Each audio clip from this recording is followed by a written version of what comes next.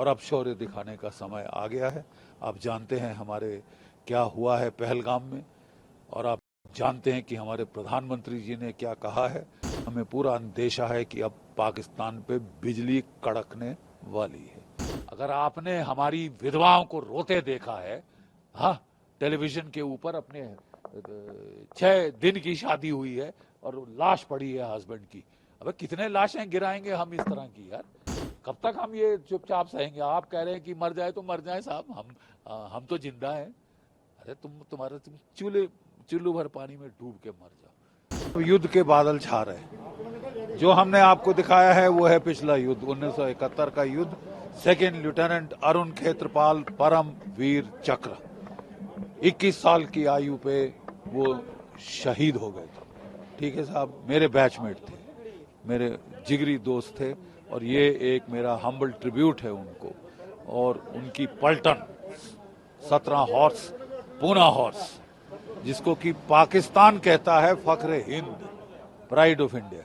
कितने सारे राजस्थान के हमारे जो लड़के हैं वो उस पलटन में सर्व कर चुके हैं, और आज वहाँ पे आई भी हुई हैं विधवा उन वीर सैनिकों की जो उसमें शहीद हुए थे अरुण खेत्रपाल के साथ। अगर आज अरुण खेत्रपाल जीवित होते, मेरी तरह 75 साल के होते, लेकिन वो हमेशा हमेशा 21 वर्ष के रहेंगे। ठीक है, 21 वर्ष के, ही ऑलवेज बी 21।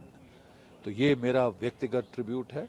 और हमने खास रिक्वेस्ट किया था डिप्टी चीफ मिनिस्टर साहिबा को, दिया कुमारी जी को, कि वो आए, क्योंकि हम एक ट्रिब्यूट देना चाहते हैं उनके पिताश्री को, महाराज भवानी सिंह, ब्रिगेडियर भवानी सिंह महावीर चक्र। बहुत कम लोग जानते हैं कि वो एक कमांडो थे। वो आराम से महलों में रह सकते थे, पोलो खेल सकते थे, पार्टियां अटेंड कर सकते थे। पैरा कमांडो में गए, 10 पैरा कमांडो। और जो जौहर उन्होंने 1971 में दिखाया, वो डीपेस्ट रेड 80 किलोमीटर पाकिस्तान में घुस के तबाही मचा दी। ठीक है, और बगैर खरोच के वापस आ गए, मार मूर के गदर मच गया था पीछे।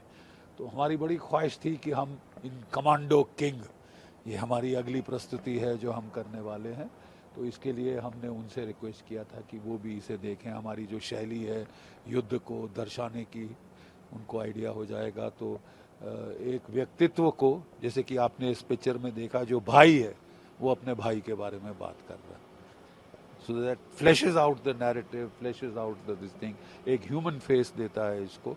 और ये बहुत ज़रूरी है प्रोत्साहन के लिए।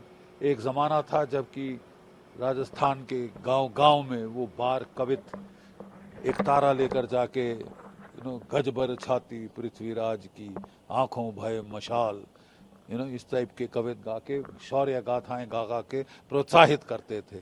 तभी हमारी शौर्य की परंपरा जीवित है, और अब शौर्य दिखाने का समय आ गया है। आप जानते हैं हमारे क्या हुआ है पहलगाम में, और आप जानते हैं कि हमारे प्रधानमंत्री जी ने क्या कहा है। तो हमें पूरा अंदेशा है कि अब पाकिस्तान पे बिजली कड़कने वाली है। कांग्रेस के जो सदस्यों में आए उन्होंने ये कहा कि युद्ध ही कोई ऑप्शन नहीं है। अरे साहब, मेरे को किसी से पार्टी से 2 टके का लेना देना नहीं। ठीक है साहब, हम देखिए, हम सब भारतीय हैं, और जब युद्ध आता है, युद्ध के बादल छाते हैं, सब एकजुट हो जाते हैं। मैं बिल्कुल ऐसे बयानबाजी में विश्वास नहीं करता। बहुत बहुत खेद की बात है। अगर आपने हमारी विधवाओं को रोते देखा है, हाँ, टेलीविजन के ऊपर अपने 6 दिन की शादी हुई है और लाश पड़ी है हस्बैंड की, अबे कितने लाशें गिराएंगे हम इस तरह की यार? कब तक हम ये चुपचाप सहेंगे? आप कह रहे हैं कि मर जाए तो मर जाए साहब, हम तो जिंदा हैं। अरे तुम चुल्लू भर पानी में डूब के मर जाओ। ऐसे मौके में अगर आपका खून नहीं खौलता, तो ये खून नहीं, पानी से भी बदतर है, नाली का पानी।